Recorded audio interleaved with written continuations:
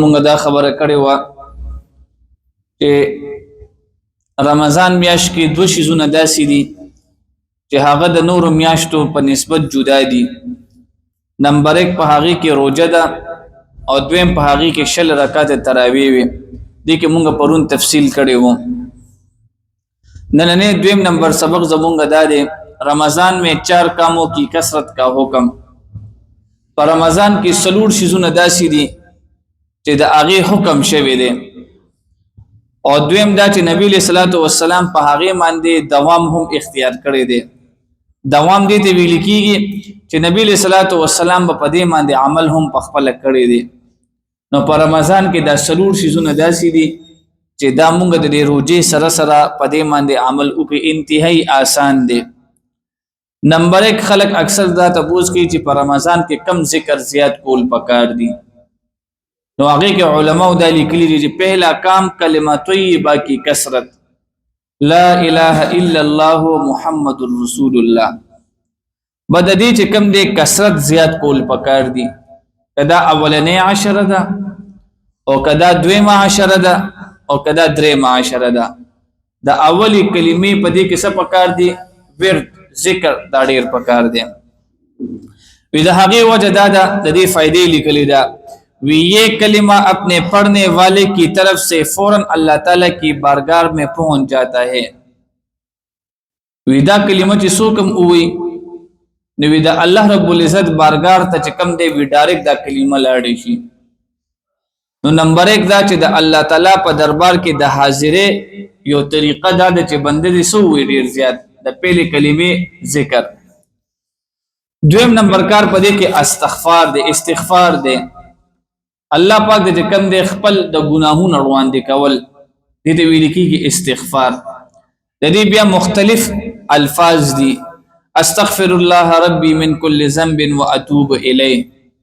او که یو بنده دا نشي ویلي نو آسان استغفر الله استغفر الله.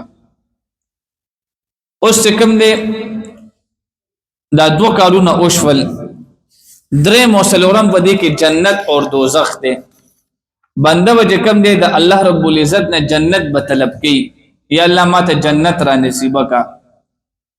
او سلورم کا بنده ودا کی چې د جهنم نه الله نه پناه غواړي یا الله ما د جهنم نه اوساتل کا. څنګه قران مجید کې الله رب العزت فرمای بكل نفس ذائقه الموت وانما توفون اجوركم يوم القيامه فمن زحزح عن النار وادخل الجنه فقد فاز. یو بنده اورز د قیامت الله پاک د جهنم نه اوساتلو وادخل الجنه او پس کې داخل کلو په جنت کې نو الله خپل فرمای فقد فاز. دغه بنده بس شي دا به کامیاب وي. نو پر رمضان کې سلور کارونه شول. نمبر 1 اولی کلمې ذکر. دویم پدې کې استغفار او دریم پدې کې د الله نه جنت غستل او سلورم پدې کې د الله نه دوزخ نه پناه غستل. اوس علماء د دې طریقه خولې ده چې دې طریقه وسنګ وي. بعض خلک بتا سو کتلی وي هغه چې کم دی پلاس کې کاونټري اچولي او بس اني ټیم ذکر کوي. خود د زړه او د دماغ دا الله ته ګوره متوجي نه وي. خلکو سره خبرم کوي استغفر الله استغفر الله دی پويږي نه. علماء صحیح طریقه خولې ده او د هغه لپاره علماء دا طریقه خولې ده چې د اورزې دې کم دی لک لک ذکر کول دا دونه ضرور نه دی. ګوره وی د دې طریقه به دا به وي سړی چې کله پښمنی ته راپاسي وی دا به یو دوه رکعات تهجد بوږي. تهجد چې اوشولو په خپل ځمان دی وکینی نو د لا اله الا الله ذکر بسنګ کوي. ودی په پزړه کې دا راولي چې د عبادت لایق الله دی او محمد رسول الله د رسالت او د عبدیت خاون څوک دی یا نبی له صلوات و سلام. آسان خبره عبادت لایق الله دی او نبی له سلام اخیری پیغمبر دی. ودا دا کلمه به وی او زړه کې بدار ولی لا اله الا الله عبادت لایق الله دی. ودا دی یو لزل دی وی شل زل دی ودا کافی ده. نوی پدې ذکر سره چې کم دی د الله تعالی رحمت بنده ته متوجي شي.